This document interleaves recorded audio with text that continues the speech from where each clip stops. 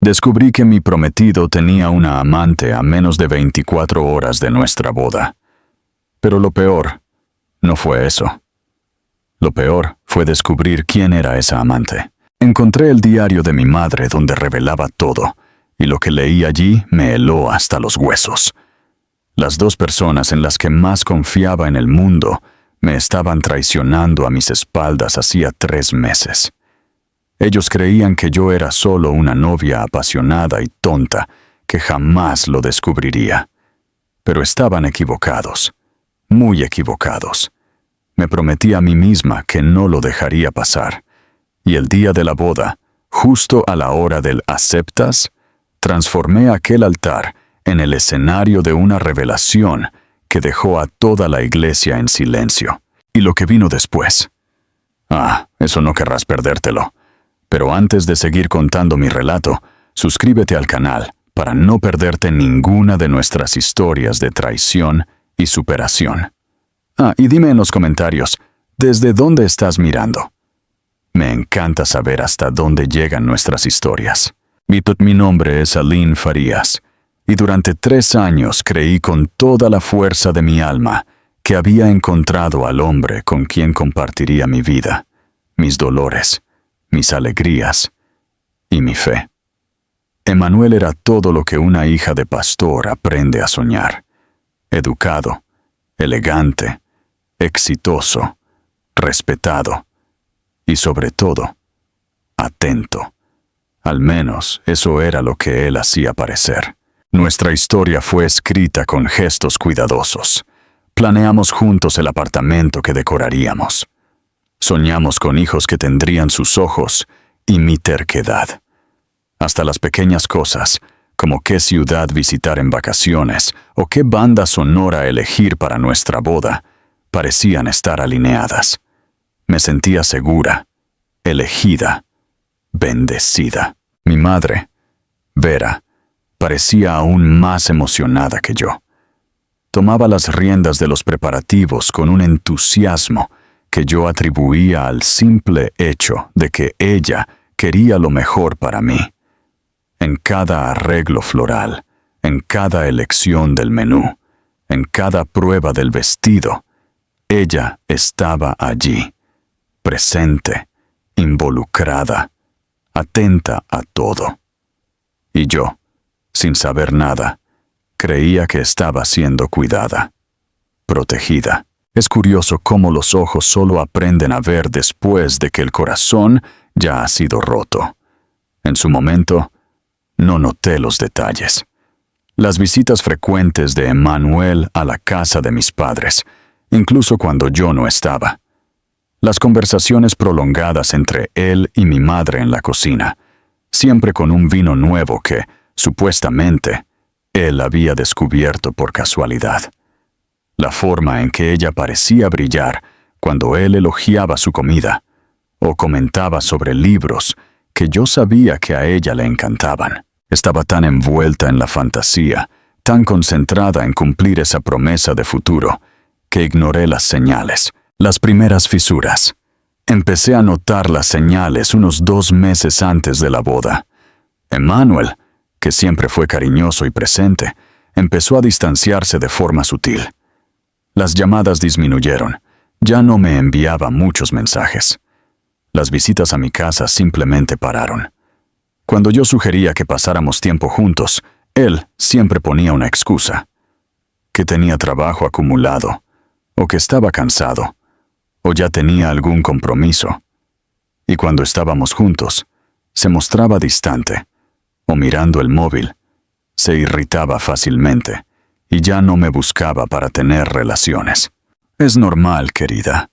Mi madre me tranquilizaba cuando le expresaba mi preocupación por el cambio de Emanuel. Los hombres se ponen nerviosos antes de la boda.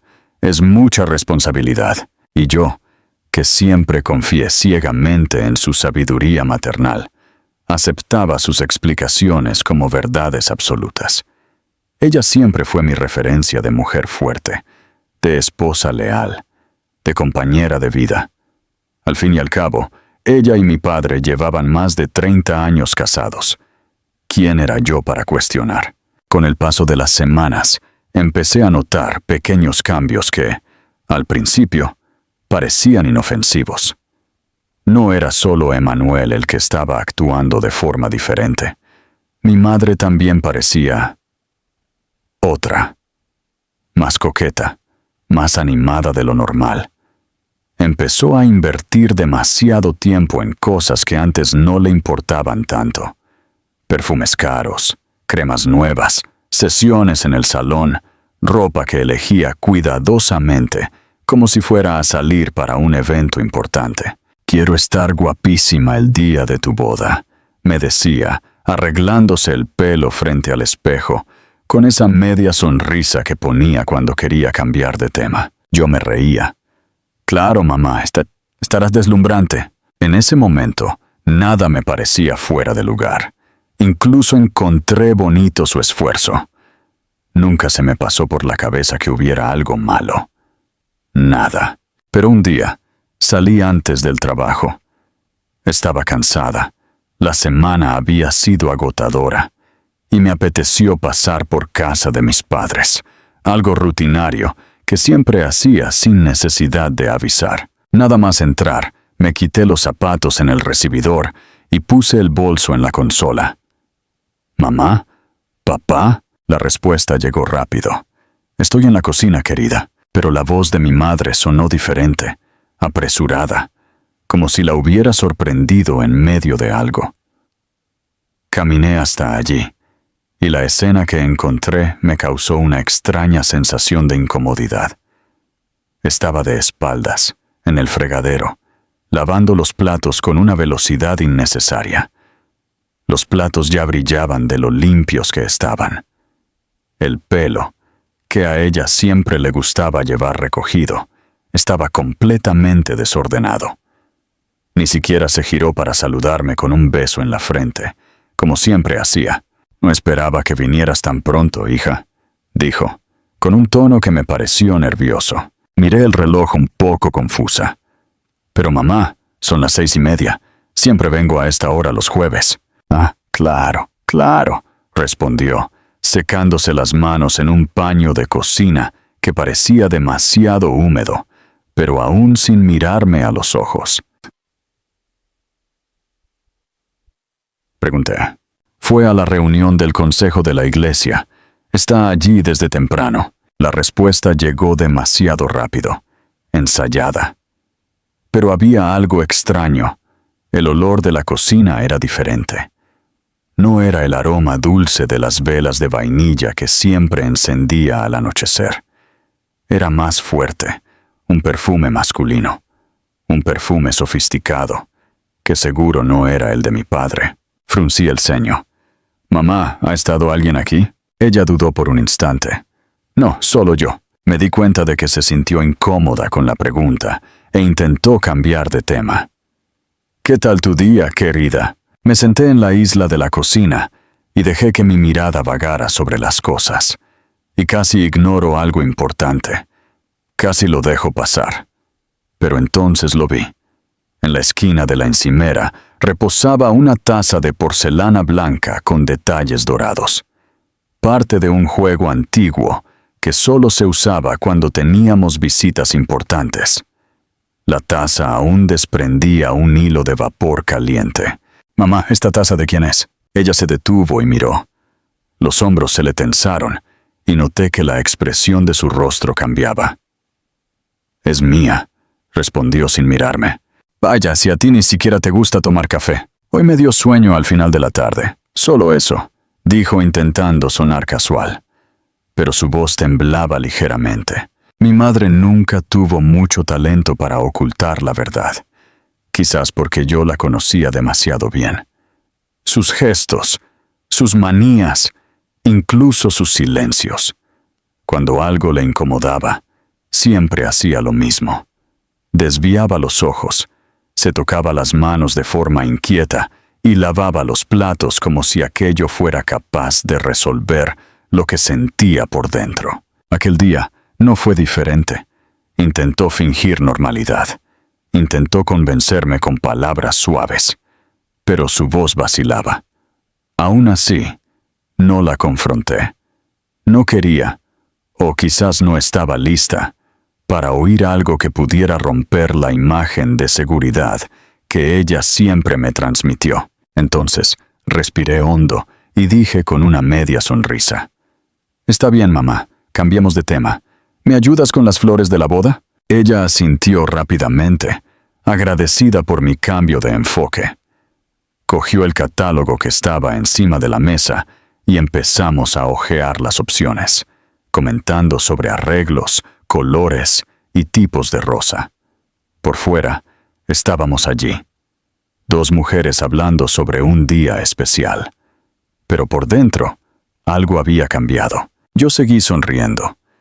Ella siguió señalando flores, pero aquella sensación de que algo estaba fuera de lugar ya no me abandonó. Aquella noche me quedé con aquello en la cabeza, tumbada en mi cama.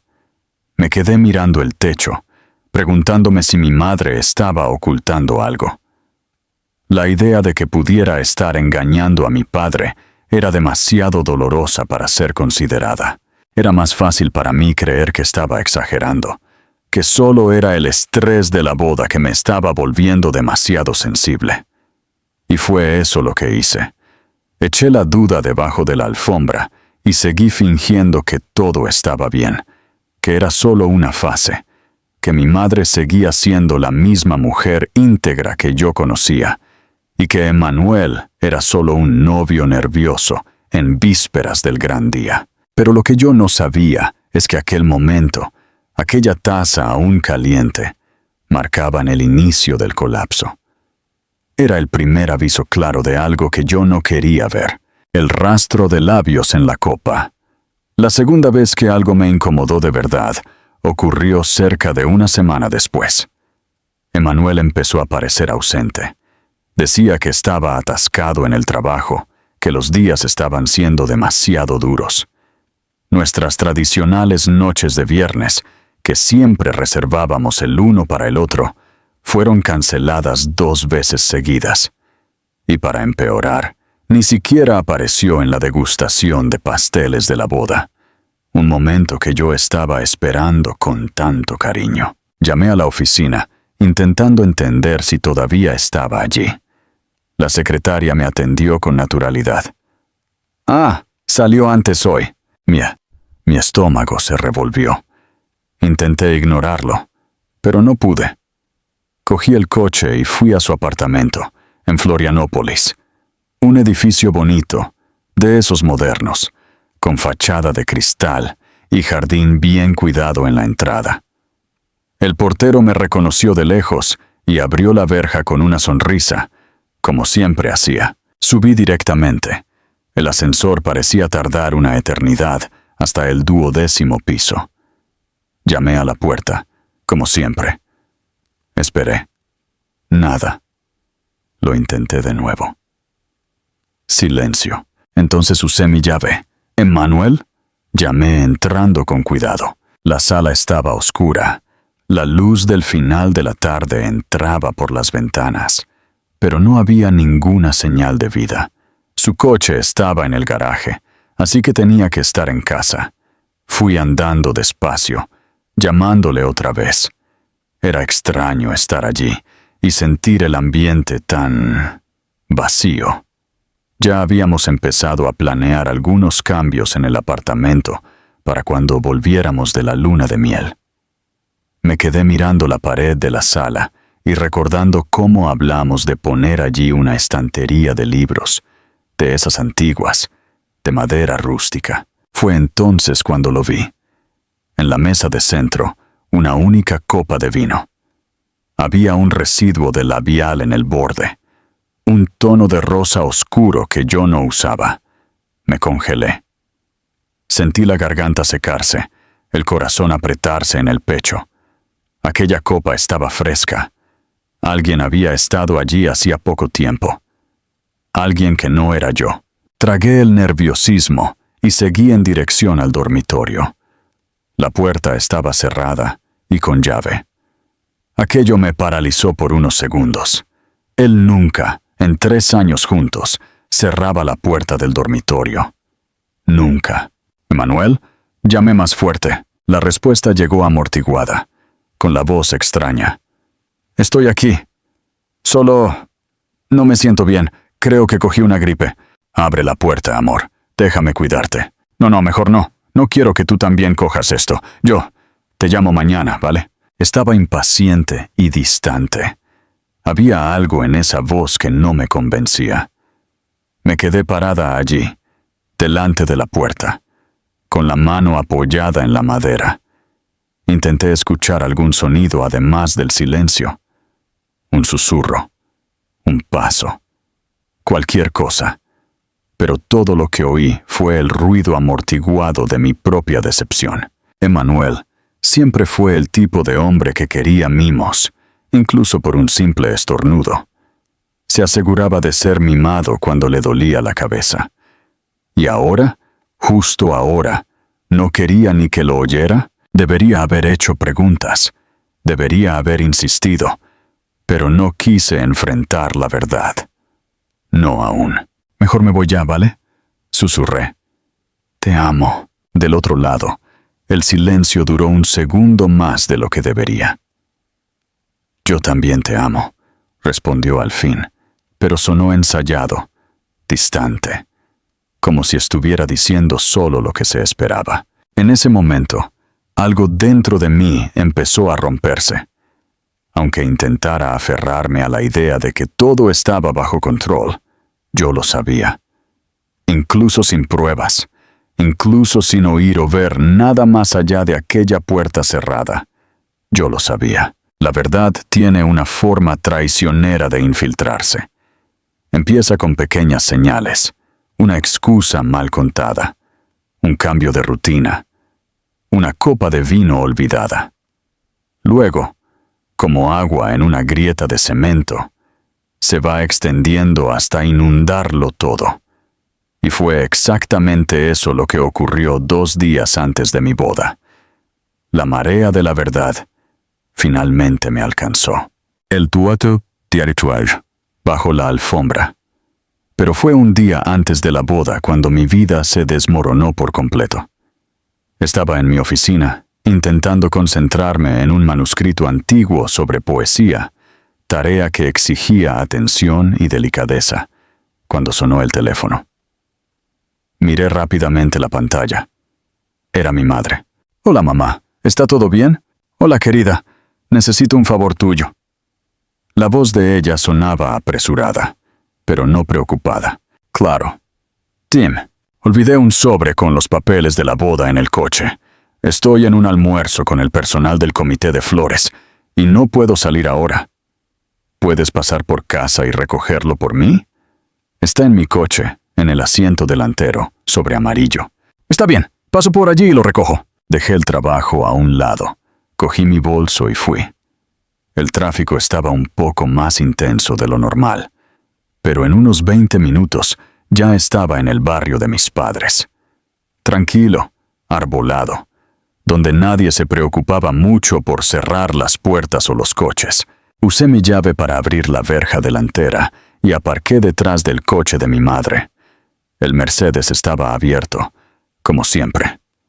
Abrí la puerta del pasajero y enseguida vi el sobre amarillo, exactamente donde ella dijo que estaría. Pero, mientras extendía la mano para cogerlo, algo más llamó mi atención. Una pequeña libreta de cuero negro, con apariencia antigua. Estaba parcialmente oculta bajo el sobre.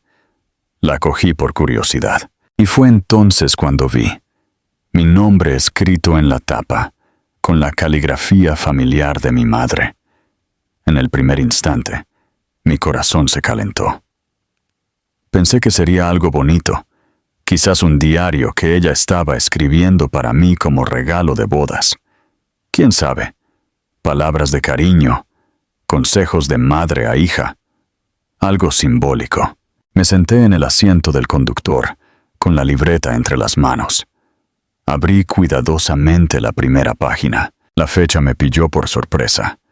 3 meses atrás, exactamente el período en que Emmanuel y yo habíamos anunciado nuestro noviazgo. Entonces leí: Emmanuel Oliveira es el tipo de hombre con el que yo debería haberme casado. guapo, educado, exitoso. Viene de una familia que sabe el valor de las cosas. En lugar de eso, elegí a William. Y su vida sin brillo en el ministerio. Mi pecho se apretó, pero quizás no sea demasiado tarde. Quizás solo esta vez yo pueda tener algo bonito solo para mí. Las palabras temblaban en la página, pero quien temblaba ahora era yo. Solté la libreta sin querer. Cayó en mi regazo. Por un segundo, me quedé allí, paralizada, como si el aire hubiera desaparecido de dentro del coche. El volante frente a mí parecía flotar, y la realidad a mi alrededor empezaba a girar lentamente. Cogí la libreta de nuevo, con las manos ya temblorosas. Leí más. Fui pasando las páginas una a una, como quien quiere encontrar una explicación, una corrección, un párrafo que dijera: esto fue solo un desahogo sin importancia. Pero cada línea que leía era un corte, un golpe seco en la confianza que siempre tuve. Emmanuel tiene una forma de mirarme que yo no veía hacía décadas. Me recuerda a cómo era William conmigo al principio, antes de que todo se volviera rutina, silencio, cansancio. Hoy elogió mi vestido. Dijo que la comida estaba deliciosa. Y se quedó, incluso después de que Aline saliera para el trabajo. Se quedó y conversamos. Hablamos sobre libros, sobre lugares a los que nunca fuimos. Dijo que yo merecía más que esta vida parada aquí. Y yo le creí. Mi pecho se apretó. Aún intenté argumentar conmigo misma que aquello podría ser malinterpretado. Un desahogo inocente quizás. Pero bastó pasar una página más para que todo se desmoronara del todo. Era imposible seguir adelante sin sentir el estómago revuelto. Hoy me besó. Fue en la cocina, mientras yo cortaba verduras para el almuerzo. Sus manos tocaron mi cintura con firmeza. Sus labios buscaron los míos como si estuviéramos solos en el mundo. Y en ese instante me sentí viva, tan viva como una mujer puede sentirse. Mientras Aline trabajaba, pasamos la tarde juntos. Él se desahogó sobre la presión de la boda, sobre lo mucho que se siente atrapado en una vida que no eligió de verdad. Dijo que yo lo comprendo, que a mi lado él consigue respirar. Y yo lo entiendo de una forma que no consigo explicar. Cerré los ojos por un segundo, pero las palabras seguían ardiendo detrás de mis párpados. Lo peor aún estaba por venir. Anoche hicimos el amor por primera vez. Fue en su casa, en la cama donde dentro de pocos días debería dormir con mi hija. Fue intenso, fue profundo. Cuando susurró mi nombre en la oscuridad, por un momento, todo desapareció. La culpa, la boda, mi hija. Solo existíamos nosotros dos. Un sabor amargo subió por mi garganta. Quise rasgar aquellas páginas. Quise volver al pasado. Quise no haber leído nada. Pero allí estaba la verdad. Clara, cruda, inaceptable. La mujer que me dio a luz, que sostuvo mi mano en las horas más difíciles, que me ayudó a elegir cada detalle de mi vestido de novia, estaba teniendo un romance con el hombre con quien yo soñaba construir una vida. Y él, que prometió amarme, protegerme, respetarme, estaba destruyendo todo a mis espaldas. Las últimas anotaciones fueron las que más dolieron. Emmanuel dijo que ya no toca a Aline, que ahora él es mío, solo mío, e incluso después de la boda, vamos a seguir encontrándonos. Él dice que la boda es solo un compromiso social, que lo que sentimos el uno por el otro es lo que realmente importa. Prometí que sería discreta. Seguiré siendo la madre que Aline conoce, pero también seré la mujer que él eligió. Sentada en el asiento del pasajero del coche de mi madre, con aquella libreta abierta en mis manos temblorosas, lloré como nunca antes había llorado. No era solo tristeza. Era una mezcla de dolor, rabia, humillación y una sensación de vacío que parecía consumirlo todo dentro de mí.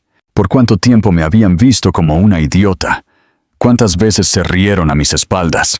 ¿Cuántas mentiras me contaron, mirándome directamente a los ojos? Pero algo extraño ocurrió en aquel momento de completo desespero. Entre las lágrimas y el dolor, una fuerza que yo desconocía empezó a nacer dentro de mí. No era rabia, era claridad.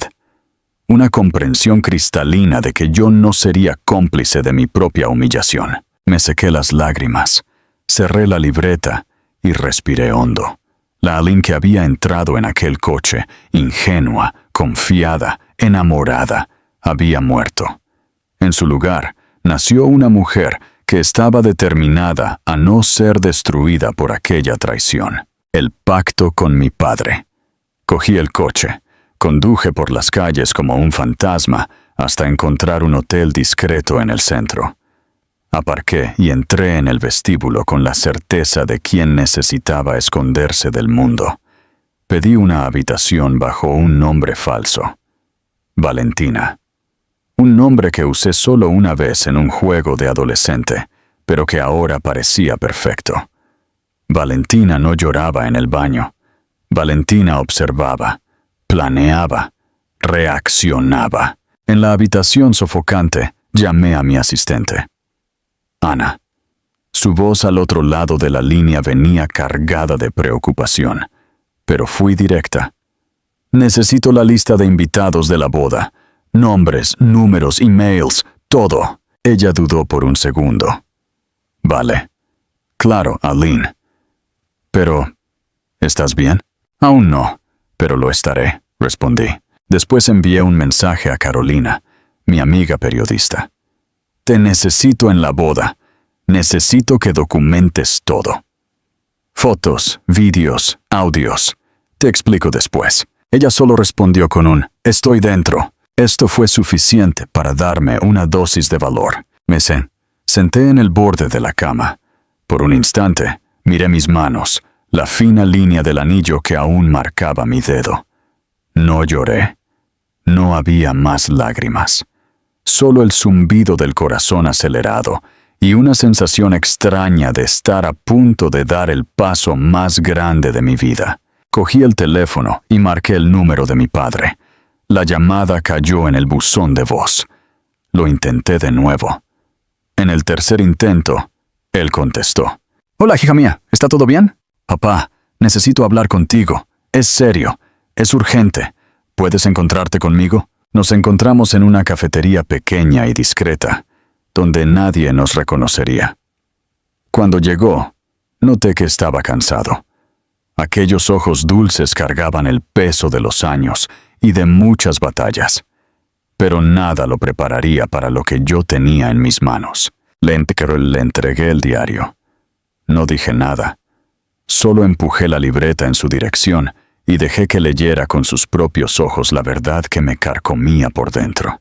En cada página vi cómo su expresión se transformaba. Primero, una leve frustración. Luego, confusión. Después, el rostro se puso pálido. Los ojos se llenaron de lágrimas. Las manos temblaban ligeramente, pero él seguía pasando las páginas, como quien necesitaba ver hasta dónde llegaría aquello. Cuando terminó, cerró el diario despacio, como si su peso hubiera aumentado. «Hija mía», susurró con la voz temblorosa. «Yo no lo sabía. Te lo juro por todo lo que es más sagrado. Nunca imaginé a tu madre con Emmanuel». «No sé, papá. Yo tampoco lo imaginé», respondí, y esta vez fue mi mano la que buscó la suya, para confortarlo. Ver su sufrimiento me desgarraba. Nunca quise involucrarlo en esto, pero él necesitaba saber. Yo necesitaba a alguien de mi familia que estuviera a mi lado, y él siempre fue mi puerto seguro. Nos quedamos allí durante horas. Hablamos, lloramos. Él recordó momentos en los que desconfió de algo, pero apartó los pensamientos por no querer ver maldad. Yo compartí cada detalle, cada página que me hirió. Y allí, en aquella mesa de madera gastada, entre 2 tazas de café frías, hicimos un pacto silencioso. La verdad no sería enterrada en nombre de las apariencias. El dolor no sería barrido bajo la alfombra. La máscara caería y yo misma tiraría del hilo. La última caminata al altar. La mañana de la boda llegó con un cielo azul inmaculado, como si el universo se estuviera burlando de la tormenta que se formaba dentro de mí. Me desperté en el hotel. Me puse mi vestido de novia, aquel vestido que había elegido con tanto cariño, soñando con el momento en que caminaría hacia el altar para encontrar al amor de mi vida. Qué cruel broma del destino. Al llegar a la Catedral de San Miguel, vi a los 200 invitados tomando sus asientos. Sonrisas expectantes, ropa elegante, flores por todas partes. Mamá estaba radiante, ajustando detalles de la decoración con la precisión de una productora profesional. Emanuel esperaba en el altar, elegante en su esmoquín, conversando despreocupadamente con el pastor. Durante los momentos que precedieron a la ceremonia, observé a cada persona en aquella catedral. Tíos, primos, amigos, compañeros de trabajo, todos allí para presenciar lo que creían ser la consagración de un amor verdadero. ¿Cómo reaccionarían cuando descubrieran la verdad? Mi madre se acercó para un último ajuste en el velo. «Estás preciosa, hija mía», dijo, besándome la frente. «Este es tu gran día». Por un momento, la miré profundamente a los ojos. Busqué alguna señal de remordimiento, de culpa, de vacilación. Pero ella sostuvo mi mirada con la misma expresión cariñosa de siempre. «Gracias, mamá», respondí, mi voz más tranquila de lo que esperaba. Por todo. La música empezó a resonar por los vitrales de la catedral, y tan pronto como la marcha nupcial llenó el ambiente, todos se levantaron al unísono. Sentí el brazo de mi padre afirmarse junto al mío. «¿Estás lista, hija mía?», preguntó en voz baja, casi como si quisiera protegerme con aquellas palabras. Lo miré a los ojos, sonreí con dulzura y respondí. Más que nunca, empezamos a caminar lentamente por la nave principal, y a cada paso que daba, sentí las miradas posarse sobre mí, algunas llenas de ternura, otras de admiración. Los flashes de las cámaras se mezclaban con las expresiones sonrientes de los invitados. Todos parecían encantados con lo que veían. Allí delante, de pie junto al altar, estaba Emanuel. Su rostro se iluminó tan pronto como me vio, sus ojos azules brillando con una dulzura que, en otro tiempo, me habría conmovido. Pero en ese momento solo me provocaba náuseas. Mi madre, sentada en la primera fila, se llevó un pañuelo a los ojos, como quien se deja vencer por la emoción de la boda de su hija. Era el retrato de la devoción. O al menos, eso era lo que quería parecer. Visto desde fuera, cualquiera creería estar presenciando un cuento de hadas. Pero por dentro, yo sabía la verdad. Sabía exactamente quiénes eran. La Globo se está perdiendo a estos 2 actores, pensé con amargura. Merecían un premio de actuación. Al llegar al altar, mi padre me miró con cariño y con manos firmes entregó la mía a la de Emanuel. Un gesto tradicional, cargado de significado, pero para mí, en ese instante, parecía más una sentencia. El pastor Antonio tomó la palabra, su voz grave y serena amplificada por los altavoces de la catedral. Queridos hermanos y hermanas, estamos aquí reunidos, en la presencia de Dios, para presenciar la unión sagrada de Emanuel Oliveira y Aline Farías en santo matrimonio. Asentí en silencio, manteniendo la mirada fija en el pastor. Cada palabra parecía atravesarme como una cuchilla fina.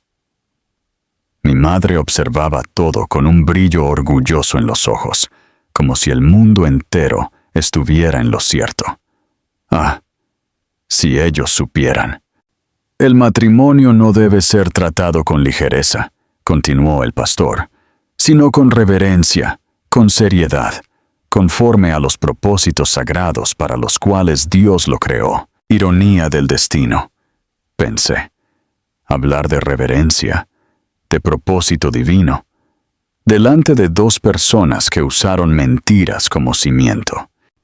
Emmanuel, dijo el pastor Antonio, volviéndose hacia él con una sonrisa tranquila, ¿aceptas a Aline como tu legítima esposa? Para amarla, honrarla, en la salud y en la enfermedad, en la riqueza y en la pobreza, prometiendo fidelidad hasta que la muerte los separe. Emmanuel miró directo a mis ojos y respondió con voz firme y hasta emocionada.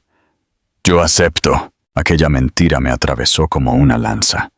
Lo dijo con tanta naturalidad, como si realmente creyera en lo que decía. Era casi cómico, si no fuera trágico. Entonces llegó mi turno. Aline, ¿aceptas a Emmanuel como tu legítimo esposo para tenerlo y honrarlo en la alegría y en la tristeza, en la abundancia y en la escasez, prometiendo exclusividad y fidelidad hasta que la muerte los separe? Allí, con todos mirándome, la catedral en silencio y el mundo suspendido en el aire. Yo finalmente supe lo que tenía que hacer, y fue entonces cuando respiré profundo. La verdad en el micrófono. La pregunta flotaba en el aire. Delante de mí, la iglesia estaba llena. Rostros sonrientes, personas queridas, amigos antiguos, todos esperando el momento mágico en que yo diría sí. Mis ojos buscaron a mi padre, allí en la primera fila. Me miraba con ternura y fuerza, como si ya supiera que yo necesitaba valor. Mi madre, a su lado, se secaba los ojos en un teatrillo que ahora me parecía casi cínico. Respiré hondo. Sabía que después de la próxima frase, nada volvería a ser igual. Antes de responder, empecé, la voz saliendo firme, amplificada por el micrófono. Necesito decir algo importante. La iglesia se silenció como si alguien hubiera pulsado un botón. Incluso el cuarteto dejó de tocar. Emmanuel, a mi lado, apretó mi mano con fuerza. Su sonrisa temblaba. El pastor Antonio frunció el ceño, confuso. ¿Está todo bien, Aline? Está así, respondí, dando un paso hacia adelante, ahora encarando a todos los que habían venido a celebrar aquel día. Miré cada uno de aquellos rostros, ahora desconfiados. Mi corazón latía desbocado, pero yo necesitaba ser honesta. Sé que muchos aquí vinieron esperando presenciar un momento feliz, quizás hasta inolvidable, y de hecho lo será. Pero no por los motivos que ustedes imaginaban. Pude ver a Carolina, mi amiga, discretamente posicionando la cámara en el fondo de la iglesia. Emmanuel se movía a mi lado, inquieto, y susurró entre dientes. ¿Qué crees que estás haciendo? Aparté mi mano de la suya con calma y di un paso más adelante. Ayer descubrí algo que me desgarró por dentro. Continué, mirando a cada rincón de la iglesia. Algo que nadie espera descubrir en vísperas de una boda. Descubrí que el hombre con el que iba a casarme, miré a Emmanuel con firmeza, y mi propia madre estaban teniendo una aventura. Un suspiro colectivo llenó el ambiente. Alguien dejó caer el folleto de la ceremonia. Mi suegro, padre de Emmanuel, se llevó la mano a la boca, pálido como un fantasma. Encontré el diario de mi madre detallando su relación. Continué, mi voz volviéndose más fuerte con cada palabra. Fueron 3 meses de encuentros secretos, mentiras y traiciones. 3 meses de ellos riéndose de lo fácil que podían engañarme. Mi madre se levantó de repente, ruborizándose. «Aline, Por el amor de Dios, no hagas esto. Pero antes de que ella pudiera continuar, mi padre se levantó también. Siéntate, Vera, dijo con voz firme. La autoridad de él, construida en décadas de liderazgo y fe, hizo que mi madre se encogiera de nuevo en el asiento, como si hubiera recibido una bofetada invisible. Emmanuel dio un paso adelante, intentando recomponerse. Gente, todo esto es un malentendido. Ah, ¿sí? Pregunté lo suficientemente alto para que todos oyeran. ¿Fue un malentendido que pasaste la noche anteayer con mi madre, mientras tú fingías que estabas enfermo para mí? El bochorno explotó en miradas cruzadas, murmullos ahogados, ojos muy abiertos. Emmanuel miraba a su alrededor, como si buscara una salida. Pero ya no había más puertas abiertas para él. ¿Puedo explicarlo? Entonces, por favor, explica. Respondí, con una sonrisa. Explica a tu padre. Explica a tus amigos aquí presentes. Explica cómo alguien puede mirar a los ojos de la mujer con la que se va a casar y al mismo tiempo acostarse con su propia suegra. Explica qué pretendías hacer después. ¿Continuar las dos relaciones al mismo tiempo? ¿Mentir hasta cuándo? El silencio que se instaló fue brutal. Nadie sabía qué decir. Nadie quería ser el primero en moverse. Y Emmanuel, el abogado brillante, el hombre elocuente, el hijo perfecto, no dijo una palabra. Miré a mi padre. Había tristeza en su mirada, pero también un cierto orgullo. Él sabía que aquel era un dolor necesario, que la verdad, incluso cuando duele, libera. En la primera fila, mi madre lloraba, pero no eran lágrimas silenciosas de orgullo materno. Eran sollozos desesperados, desacompasados, como de alguien que acaba de perder el suelo. El tipo de llanto que revela vergüenza, no arrepentimiento. Lynn, dijo ella, ahogada, con la voz temblorosa. Por favor, ¿no lo entiendes? Respiré hondo. La miré bien a los ojos antes de responder, sin prisa y sin elevar la voz. Ah, sí lo entiendo, mamá. Entiendo más de lo que me gustaría. Entiendo que, en algún momento, me miraste y decidiste que tu carencia valía más que mi corazón, que tu necesidad de sentirte deseada justificaba traicionar a tu propia hija. Y peor, con el hombre con el que yo estaba a punto de casarme. Ella negaba con la cabeza, intentando negar, intentando salvar lo que ya no tenía salvación. No es eso. Yo nunca quisiste ser descubierta. Es solo eso. Nunca quisiste cargar con las consecuencias. Pero mira bien. Aquí estamos. Aquella frase quedó suspendida en el aire, como un puñetazo que nadie tuvo el valor de devolver. Mi madre se desmoronó en silencio, hundiéndose en el asiento, como si quisiera desaparecer. El vestido verde que ella había elegido con tanto orgullo ahora parecía chillón, casi ridículo, como una máscara mal pegada, intentando ocultar una verdad demasiado fea. Me volví hacia el altar nuevamente. Respiré hondo y hablé con firmeza. No estoy haciendo esto por venganza. Esto aquí no es un espectáculo. Es sobre la verdad. Se lo debo a mí misma. Y ustedes, todos los que están aquí, merecen saber con quién estaban a punto de brindar. Hoy, me elijo a mí. Elijo no ser cómplice de mentiras, ni de apariencias. Elijo mi dignidad. Entonces, sin mirar atrás, me di la vuelta y empecé a caminar por el pasillo de la iglesia. Mis pasos eran firmes. El vestido que debería llevarme al altar ahora me llevaba lejos de él, como una capa blanca en movimiento. Como si, en ese momento, yo estuviera finalmente liberándome de todo lo que me aprisionaba. Detrás de mí, escuché que la confusión comenzaba. Gente murmurando, sillas arrastrándose, algunas personas saliendo, otras llorando.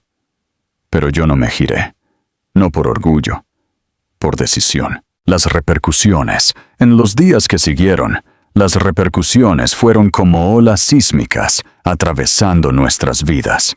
El vídeo de la ceremonia, Carolina había cumplido su promesa de documentarlo todo, se esparció por las redes sociales con una velocidad impresionante.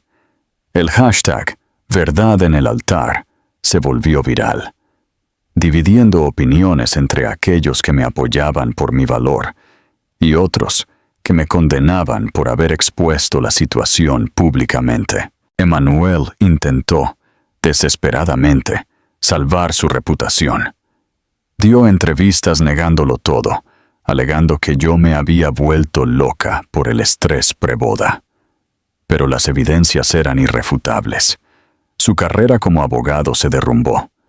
Al fin y al cabo, ¿cómo confiar en alguien capaz de tal traición? Se tomó una excedencia del trabajo y, según oía a través de conocidos mutuos, entró en una profunda depresión. La madre de Emmanuel, sorprendentemente, me envió una carta unos días después. En ella, expresaba su apoyo y su vergüenza por el comportamiento de su hijo. Una mujer debe siempre elegir su dignidad, escribió ella. Hiciste lo correcto. Mi madre, por su parte, se convirtió en persona non grata en nuestra comunidad. Las amigas de la iglesia la evitaban, las invitaciones sociales dejaron de llegar y perdió varios cargos de voluntariado que ocupaba hacía años. Intentó insistentemente ponerse en contacto conmigo. Llamadas, mensajes, cartas, todas ignoradas.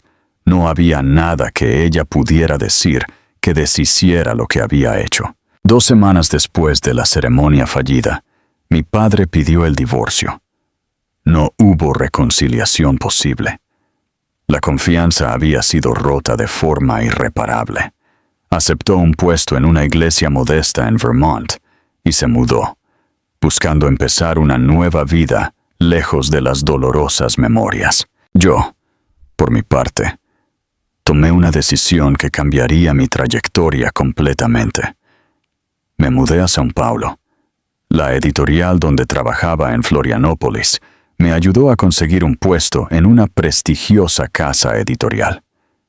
Mi historia se había esparcido de tal forma que, paradójicamente, me abrió puertas. Me convertí en un símbolo de valor femenino, de una mujer que eligió la verdad en lugar de vivir una mentira cómoda. Los primeros meses en São Paulo fueron difíciles. La soledad era intensa, pero era una soledad digna. Prefería estar sola con mi integridad que acompañada por personas capaces de traicionarme de forma tan cruel.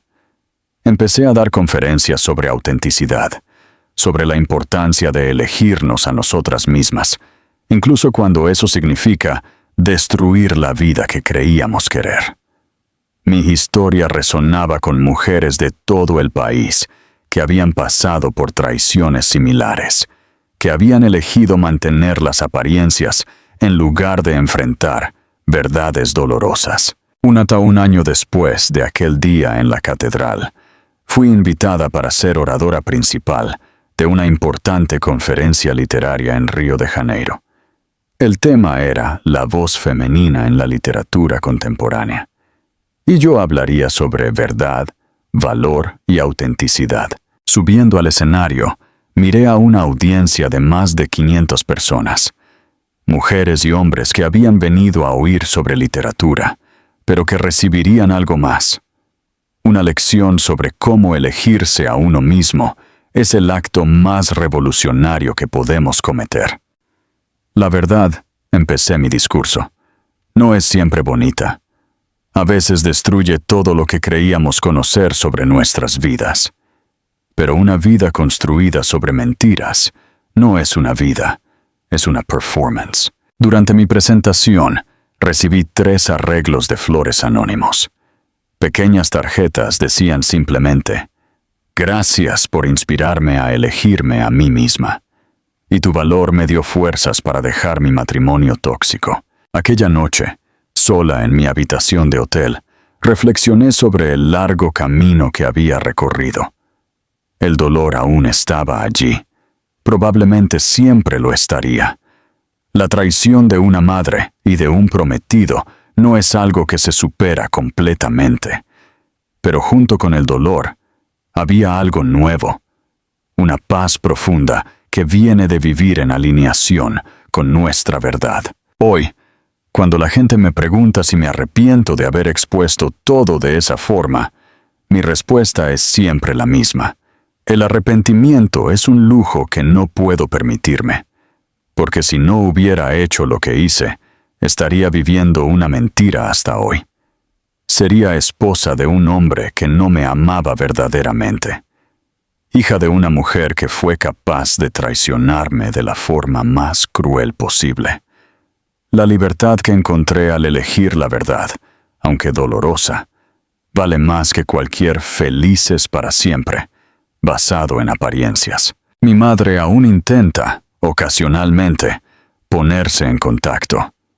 La última vez, envió una carta diciendo que había entrado en terapia, que entendía la gravedad de lo que había hecho, que le gustaría una oportunidad para explicarse.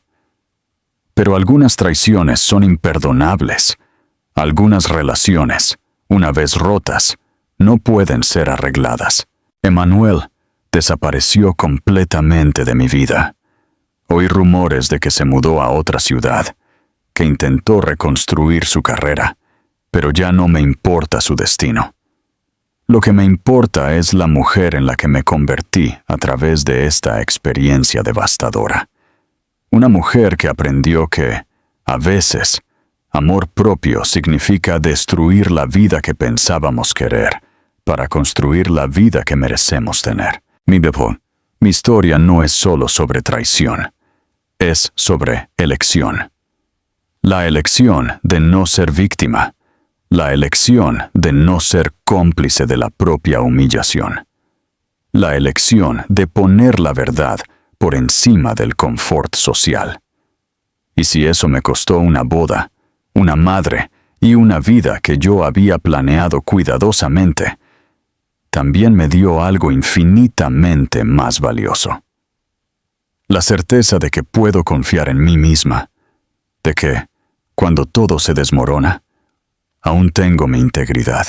Algunas noches, cuando el silencio de mi apartamento en São Paulo se vuelve muy intenso, aún siento el eco de aquel dolor, pero también siento el eco de la fuerza que encontré en aquel altar, cuando elegí la verdad en lugar de la mentira conveniente.